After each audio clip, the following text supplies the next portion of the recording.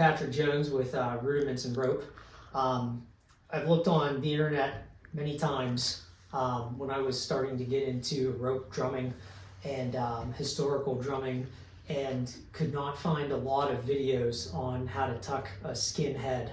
And thankfully, I have access to Jim Smith, who's only about an hour away from me, and spoke with him and really learned how to tuck a drum head, a skin drum head, from him. Now, there's many different ways that you can do this. All of them are probably going to end with the same result, having a well-lapped head. But this is the way that I do it on all of my drums that I've either made or restored, and I've not had an issue, knock on wood, to date, of any heads coming just untucked. So there's a little bit of math involved in this, very little, but I kind of use the same size flesh hoops all the time, so it makes it a little bit easier for me. So whenever I do my math, I've only had to do it once, and then I just check my protractor, or compass, I should say, that I have, and I'm good to go. So whenever you go to tuck a head, whether you're changing it because it's broken or you're transforming your drum into something a little bit more authentic, the first thing that you want to do for sure is have a good look at the bearing edges. If you have any imperfections in the bearing edges, if you have splinters that are rising, or you have anything that's on the bearing edge that is going to cause abrasion to the skin, you're going to want to take care of that. Either doing some sanding, or you want to take some steel wool and you want to go all around this bearing edge and make sure that everything is nice and smooth as glass, because you want that head to have no issues when it is riding against this bearing edge. The other thing is you want to take a look at your wooden flesh hoop, and you want to make sure that your flesh hoop is in good condition. You want to make sure that it fits on the shell snugly, but not too snugly. And there's a whole another probably video I can do for forming a flesh hoop. But for the sake of this video, we're going to focus more specifically on the actual lapping of the skin, and not necessarily on all the other things. But those are kind of important to talk about in this process. Now, whenever you are getting ready to tuck a head, the math that you would need to know and understand deal with the size of your flesh hoop. Now, my flesh hoops that I use are normally 5/16 by 5/16. So I've already set my compass to that thickness, because what you basically want to do is, when you are lapping a skin, is the skin is going to go over top of the drum shell, and it's going to go over this first part of this flesh hoop.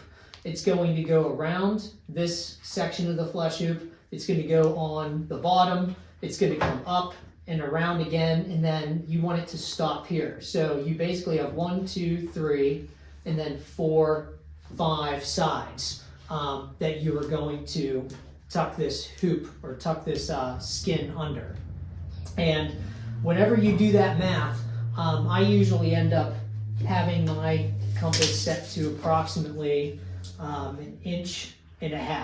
That's usually what I set mine to, which will give me enough wiggle room in case there's any imperfections, because this isn't always a perfect circle.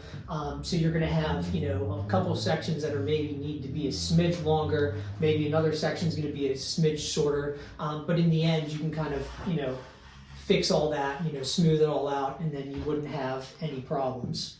So this is a little bit over a 16-inch drum shell. Most drums that you get are about 16 inches. So this is about 16 as well.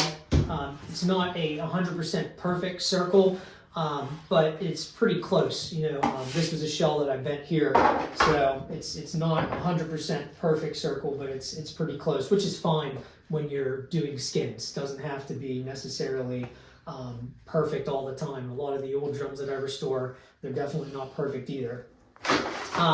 But we're going to be using calfskin, and the calfskin that I have is about 0.33 millimeters thick, anywhere between 0.3 and 0.35 millimeters, I say, is a pretty good thickness for a batter head that we're going to be doing. We're going to be doing the playing side of the drum head. And then I'm going to kind of go through the steps of measuring and cutting, and then talk about how long we wet it, and then go through the actual tucking process. So these are the sophisticated tools that you need in order to tuck a skin. The first thing you're going to need is a compass here, and obviously I have it taped so that it's not going to move, get smaller whenever I'm going around and measuring. You could either use a pencil or you could use a pen, doesn't really matter. The pointy side of the compass I have taped up also because I don't want to make any marks on the skin or poke through it or make any holes. So that's the first item that you're going to need. The second item you're going to need is going to be some sort of tucking tool. And this one was passed down to me from Jim Smith also. It is an old spoon, and the handle of the spoon you can see has been heated and bent over. The important part about your tucking tool, whether it's a spoon or whether it's a putty knife or whatever you have, you need to make sure that the edge of this is smooth. If you use a spoon, you can't use a spoon that has any sort of decorative top, because that is going to be an issue whenever you go to tuck your head. So make sure whatever you have is nice and smooth, and you'll see how this actually works really well whenever we get to tucking. And then these are not necessary, but I find them very useful. If you have some old wooden clothes hangers, I find these extremely useful when I'm tucking a head to make sure that the head stays where it's supposed to be and doesn't move around, and I'm not accidentally pulling one side too much and tucking too much, and then when I get around to the other side, then I'm going to have not enough to tuck around the flesh hoop. So I just have a bag full of these that I normally keep here, and I'll show you how I use these. That just makes life easier. They're not necessary. It's a little bit of an extra step, but I think those three tools are pretty good in order to tuck a head. So now I have my skin laid out. You'll notice that I have the drum shell inverted now. I have the flesh hoop. This is the batter side of the drum that I'm going to be tucking. And then I do have a piece of plexiglass here, which just gives me a nice clean surface to work on. And all that I'm going to do, and I should probably tell you, with a 16-inch drum shell, I usually like to go with a 22-inch skin.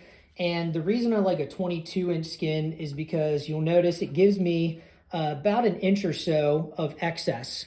And I oftentimes will use that excess skin to cut and tie my drum ears. So I like to have a little bit larger. You could probably get away with a 21-inch or so piece of skin, but I always like to get a little bit larger just in case that 21-inch doesn't really make it. So you want to make sure that your shell doesn't move when you're doing this, because if it moves a little bit and shifts to one side or the other, it's going to throw off your whole measurement in your circle. So I would just suggest making sure that you put your arm over top of it and keep it nice and still. So real simple, all you're going to do is you are going to take your compass and you are going to start anywhere you want, and you are going to scribe a line all the way around your drum shell. And it doesn't have to be a heavy mark, just enough that you can see it. I'm going to switch over here real quick, finish up this side. And now I have my line all around the drum. The only other thing that I do is, just because some of these things are uneven, like the shell, is I will usually line up my vent hole here. And what I'll do is I'll just make a little mark right here so that I know that this is where I'm going to put the skin when I put it on. And I also do a couple of other things pretty regularly. The overlap for the flesh hoop, I usually put on the back side of the drum. So I always know that my flesh hoop is going to connect here. The scarf joint's going to be on the back. So I don't really need to worry about lining that up or anything. But whenever I do put my counter hoop back on, you have to make sure that it's on correctly, which I'll talk about also. So then the next step we have is the cut. So you can get a pair of scissors. I have a pair of shears here, and we are going to cut. I always cut on the outside of the line, not directly on the line, just because any little bit of mistake that you make could really impact the final product. So I'm going to go right around here, and I'm going to cut. And I won't video me taping, cutting the entire thing, because that's kind of boring. Now that we've cut our skin to the proper shape and size, we want to take a look here at the Drummers and Fifers Guide, which was published in 1862 by George B. Bruce and Dan D. Emmett. And within this fife and drum manual, there's a specific section that talks about how to put on a head. And it's titled here, Directions for Putting on Drum Heads. And it specifically says that you first lay the head in cold water about 15 minutes, after which spread it out on a table with the hair or enameled side down and the flesh side up. And I'll talk about that when I pull the head out of the water, and you can take a look and see what that looks like. So what we're doing now is we are soaking the drum head in cold water. You can soak it in anything. If you have a stationary tub, if you have a bathtub, you can use a cooler. I've used that before, but about 15 minutes. You don't want to use hot water. You want to use cold water.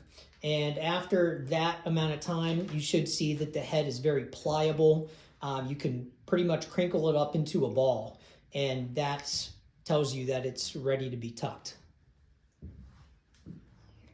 So we're ready to tuck. I have my tucking tool, which is just a spoon, like I mentioned earlier, with the end of it, or the handle part, that has been folded over or bent over with heat. And the idea of the spoon being curved like this is, when I tuck this skin under, I'm going to go around and I'm actually just pushing it towards me. When I get it to a certain point where it's tucked underneath, as you can see here, the curved part allows me to push it and kind of work it around that flesh hoop, so that I can get it all the way around the flesh hoop to the other side. And as I move around here, what I do is I just move my clothespin and I push this down. Oops, God, I'm shooting off everywhere, but that happens. I just push it down, tuck it under, and then after I have it tucked under a little bit, I'll just put a clothespin right there just to hold it for the time being until I work my way all the way around. And then after that, I'm going to go around and I'm going to smooth everything out if I need to.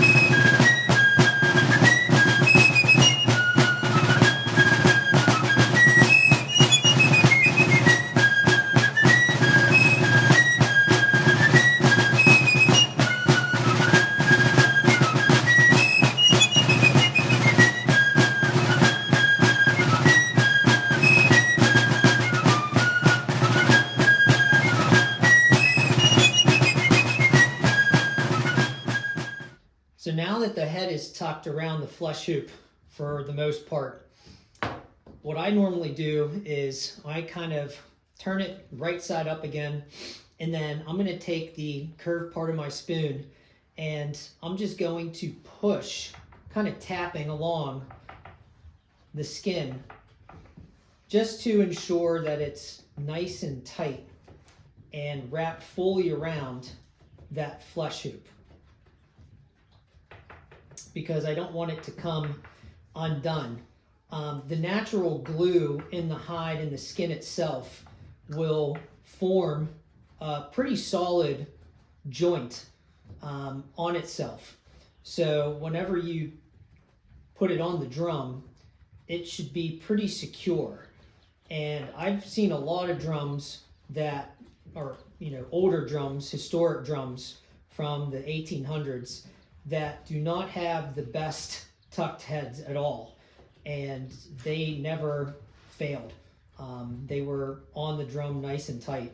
So just making sure that it's smooth, and you can even go around more and you can smooth this out if you want to.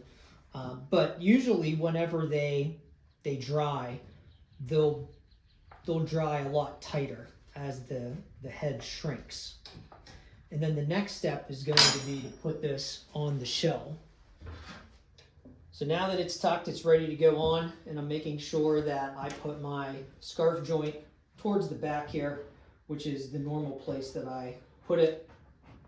And then just fit this over top. And it may be a little bit hard, maybe a tight fit, which is fine. But you just want to make sure that this is all the way set before you put your counter hoop on and start tensioning. So now that we have our new skin on here, we put our counter hoop on top, and then there's all sorts of ways also to now set this head. Some people are fancy and have, you know, some machines, some presses. I'm not that fancy. I just have these Bessey clamps for woodworking, and these seem to do the trick for me. So what I do is I just pull this one over here, and then I'm going to set this one on kind of lightly, making sure that the other side doesn't pull up too much. And I'm going to come around here and do the same thing with this opposite side of this Bessey clamp. And I'm going to clamp this one on. And right now I'm just doing this pretty lightly, just to make sure that everything is holding together.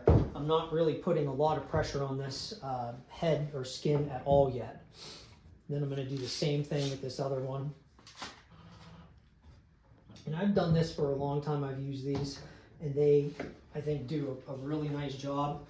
And I'll show you another little trick that I use to ensure that they're all even, because that's the hardest thing whenever you're doing these heads, is making sure that you have even tension all around on this on the drum shell, making sure that the counter hoops are pulling down evenly so that you're getting a nice even press on this new head, as opposed to something where you get it all wonky and you have one side that's really pulling and another side that's not. Now, I have on another part of the workshop, I don't have it right here right now, but on another part of the workshop, I have a granite block.